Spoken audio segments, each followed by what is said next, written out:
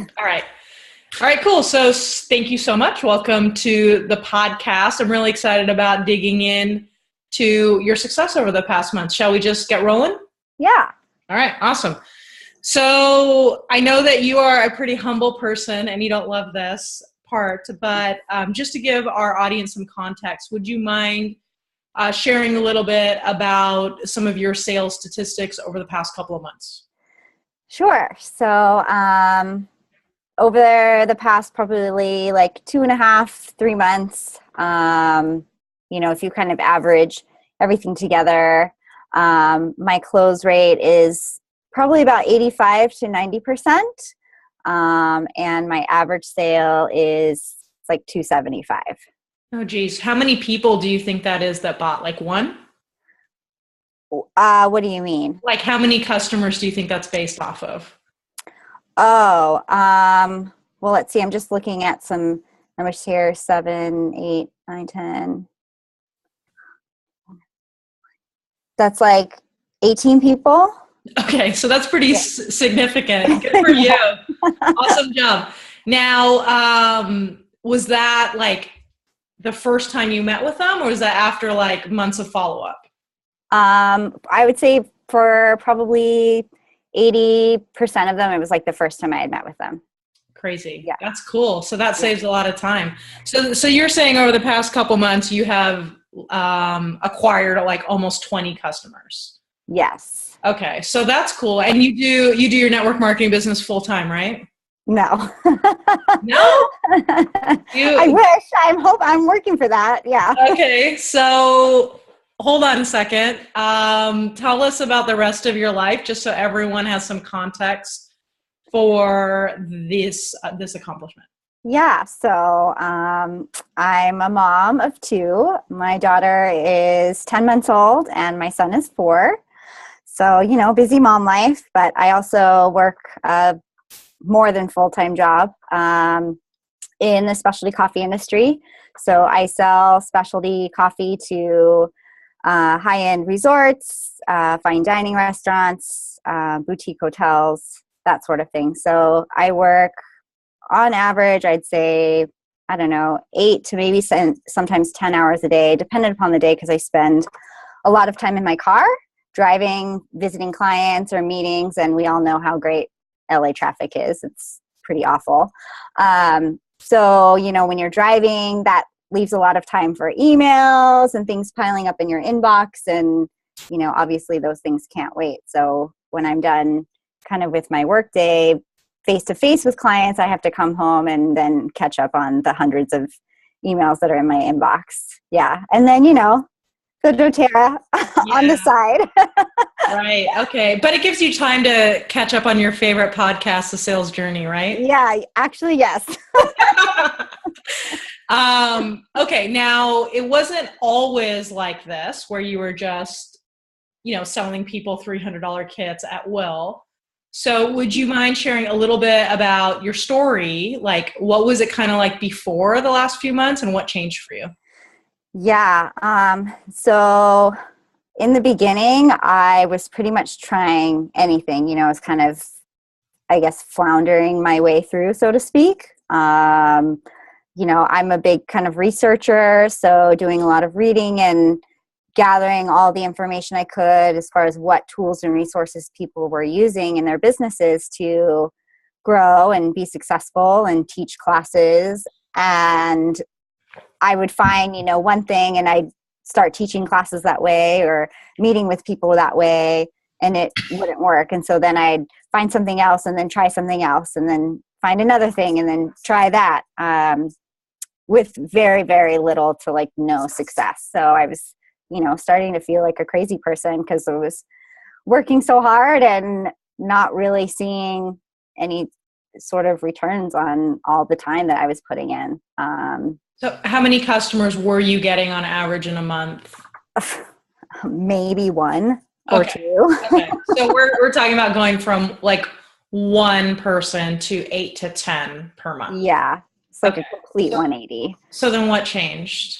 Well, I met you and started coaching with you. And was really able to kind of connect the dots from a different perspective instead of, trying to think about,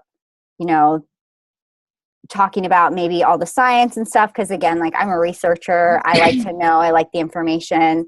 Yeah. And I think I was really just overwhelming people, or because I was so hungry, I was like scaring people off. So the shift and change of perspective and really just focusing on the customer has like changed everything. So, Cool. yeah. Cool. Well, your stats are even like, they kind of blow my mind. So I can't, I can't take credit for that. So what would, if you were to like give maybe 2 or 3 practical tips for people, and most of your classes, you do a lot of bigger ones, like 7, 8, 9, 10 people. Yeah. So we'll talk in a minute about how you can get that many people there. I'm sure everybody wants to know, but what would be some practical tips that you can give our audience to help them to really get, I guess, even close to those kinds of stats? Yeah. So, sticking to the script, or at least the, my script that I have.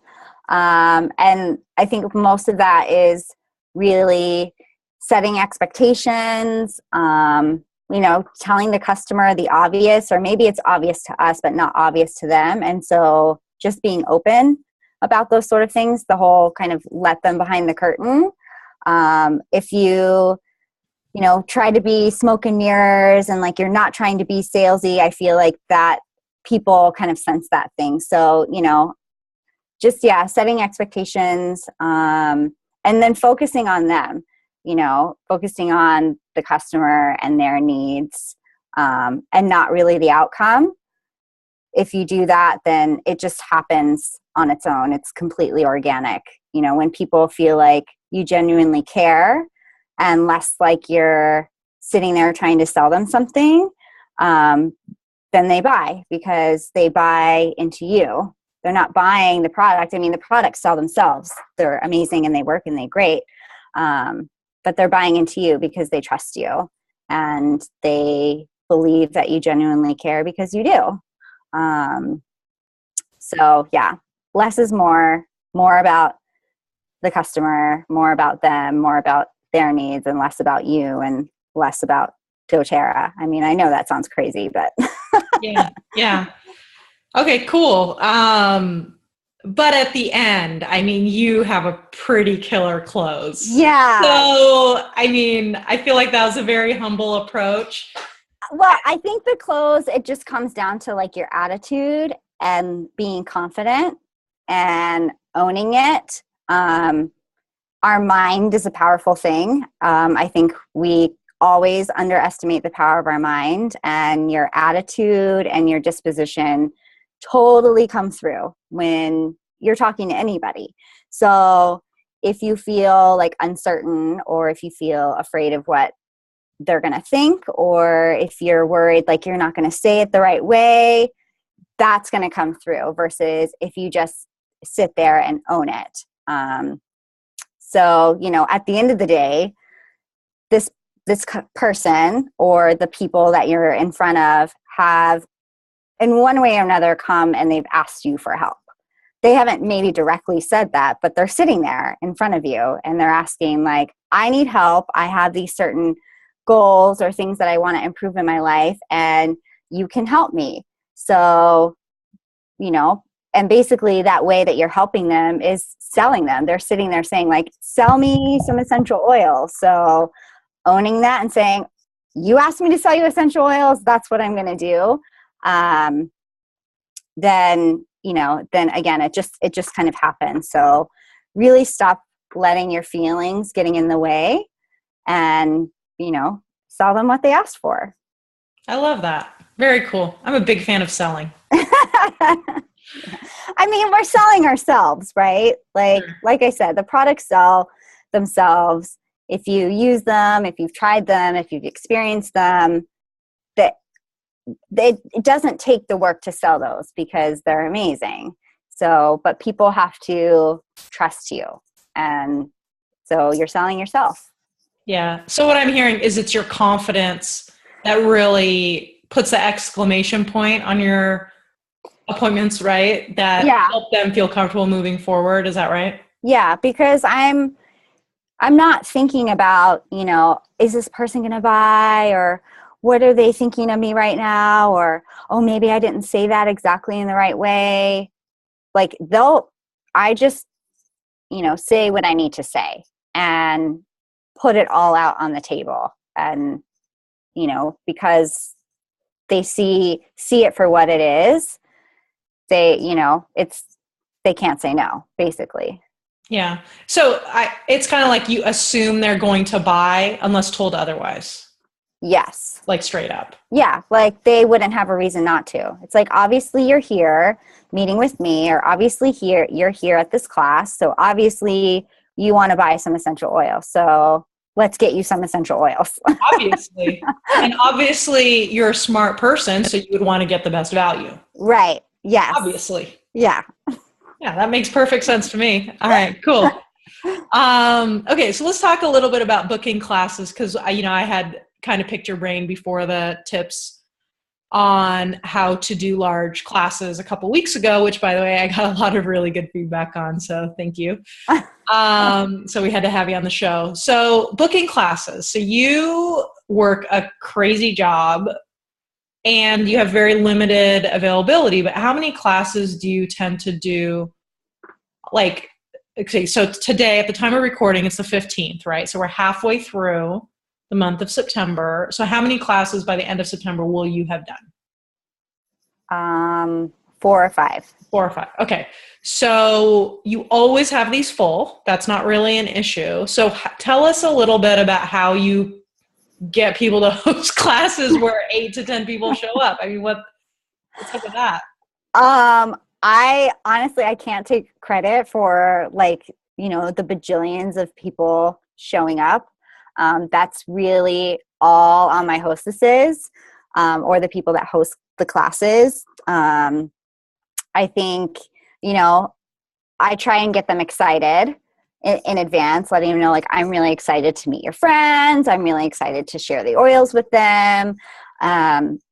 If you're excited, they're excited. And then they, obviously want to go and be excited and tell, all their friends and family about it. I think as I've been thinking about it, the biggest thing that I've noticed is the people who've hosted classes where I've had these really large turnouts, so 8 people, 10 people, 14 people, they've had an experience with the oils in advance. So whether that's I've had a one-on-one with them, or maybe they've already enrolled and bought from me, or I sampled them, they've had an opportunity to have this encounter with the oils. And because they've had that experience, they're even more excited to host a class because they know how amazing the oils are. And so they can't help but want to invite all the people that they love in their life who they know would benefit from having the oils in their lives too. So, they go and invite, their mom, dad, and every neighbor in between. And that's totally on them. And more often than not, they use like Facebook invites. I know another one used completely text messages. So I haven't really seen any sort of patterns as far as how they're inviting the people. Sure. But again, it seems like it's coming down to your confidence. So it's not like, do you think maybe it would be okay? Could you help me out possibly by having a couple friends over?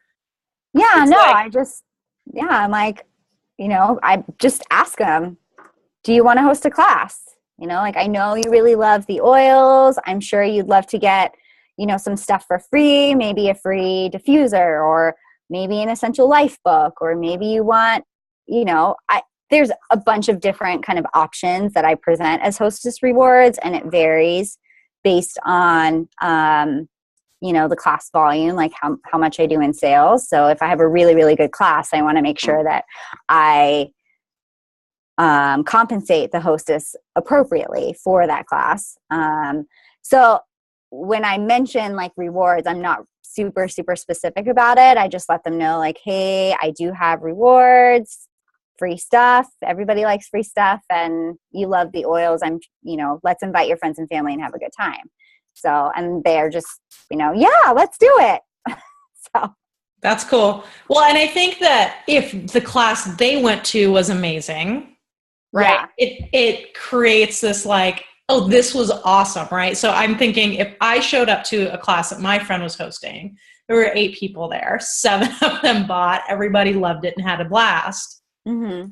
And I watched you at will sell $1,400 worth of essential oils or whatever, I would be really enthusiastic about hosting my own because of the feel in the room would be so positive, right? Is that the energy? Yeah, the energy is great. Yeah, always. So, I mean, people are excited to be there, and it's that whole, what's that thing called? That psychological thing, like herd mentality. Oh yeah. Yeah. So people feed off of each other's energy. So, when you get there and everyone's excited when you first are starting the class, and then at the end of the class when, one person sees everybody else buying and they're the only ones not buying, maybe they don't buy, the larger kit, but they're walking away with something because they don't want to be the only one in the room who didn't buy something. Sure. So, yeah. Sure. That makes sense. Getting people there on time. Is that a problem? Sometimes it is. Usually, I kind of have like a 20-minute grace period, but more often than not, like I think it may have something to do with like the date and time that I have my classes. So I know a lot of people that I know do sometimes nighttime classes, like Friday evenings or weeknights. And I obviously with my job and my kids can't do that. So really the only day that I have for classes is on Saturdays. So, and I don't necessarily want to be at a class on Saturday night because I don't get to see my kids that much during the week. So my classes are on Saturday mornings. So I think that might have something to do with it in terms of show rate and also people being on time. More often than not, my hostesses have had snacks or mimosas or something. And, people are always excited to come and have, mimosas and brunch with their friends and hang out for a bit, maybe get away from their kids too. So, Yeah. That's cool. Yeah. So, there are definitely people who come late. Every class I've had people that come late, but, I usually give 15, 20 minutes before I start. And then that's, I just start. Yeah, that's cool. Well, one thing I'm picking up on some of the things you're saying is how even the hosting of the class is all about them.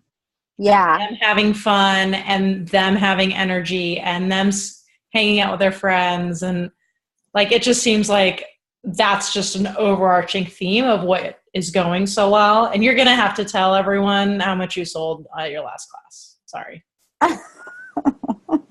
I know, so embarrassing, right? I sold just over $2,100 at my last class. That's crazy. Yeah. Nice job. Thanks. Cool.